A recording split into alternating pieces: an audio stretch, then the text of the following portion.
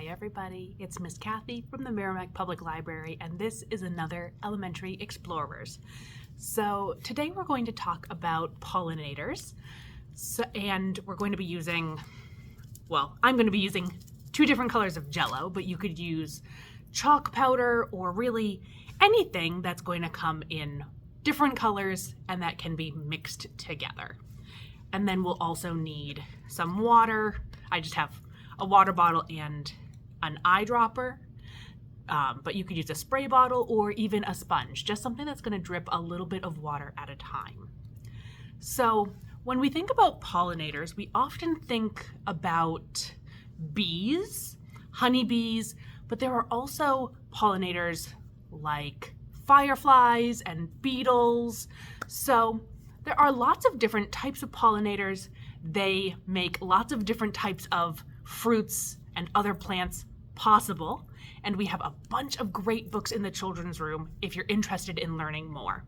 But this activity is going to demonstrate a little bit of how pollination works when a bee or another pollinator is going from plant to plant.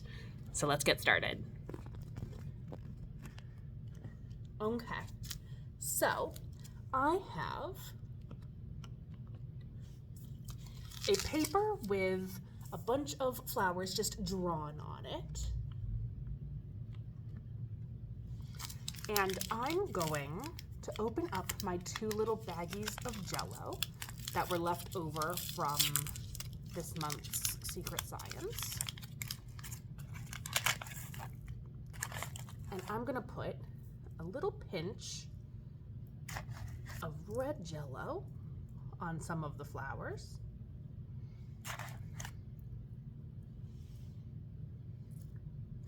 And I'm gonna put a little pinch of, I think it's yellow Jell-O on the rest of the flowers. So I drew flowers with round edges and flowers with like swoopy edges on the petals, but you could just do this in little piles or in little separate dishes. You can really make this work however you want. Okay, so now that each flower has its powder representing pollen, I'm going to try this two different ways. So for this side of the paper, for these four, I'm going to just use my finger. And on this side of the paper, I have a piece of tape around my thumb. It is sticky side in, and I'm wondering if the static from the tape will give us a different result from using just my regular finger. So I'm going to go bzz, bzz, bzz, bzz, bzz to the first flower, and then to the second flower, and to the third flower, and the fourth flower, and back maybe. We'll see. Buzzing around, picking up the pollen, and then this pollinator goes back to the hive. Let's try it on this side and see if we get a different result. Buzz, buzz, buzz. Buzz, buzz, buzz, buzz, buzz. Pollinators, as they fly around, pick up pollen in little pouches or on the little hairs on their legs.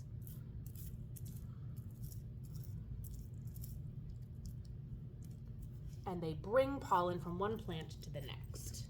And that's how plants are able to reproduce and create fruits and flowers. So now I have my eyedropper of water, and I'm gonna put a couple drops on each flower. If I have successfully pollinated these flowers, we'll get some red and some yellow flowers, but we should also get some orange flowers where they've been cross-pollinated between the red and the yellow Jell-O. Let's see.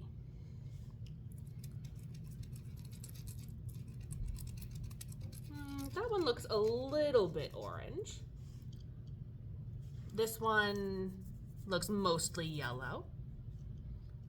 This one is Also mostly yellow. I'm not a very good pollinator. Thank goodness we have bees. Okay. Would you say that one's orange or red? I think it's like reddy pink. This one seems a little bit more orange, but still not very orange.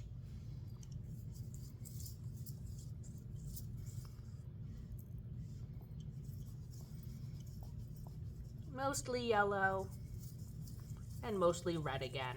Well, turns out that I'm not a very good pollinator, but I think you could do this a lot of different ways. I tried it using static from a piece of tape, but you could try the tape sticky side out.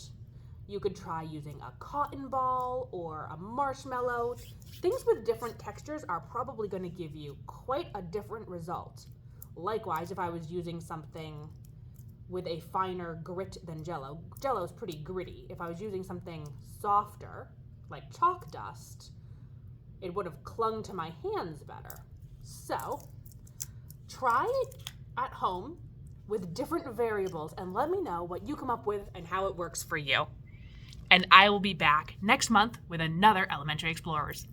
Bye, everybody.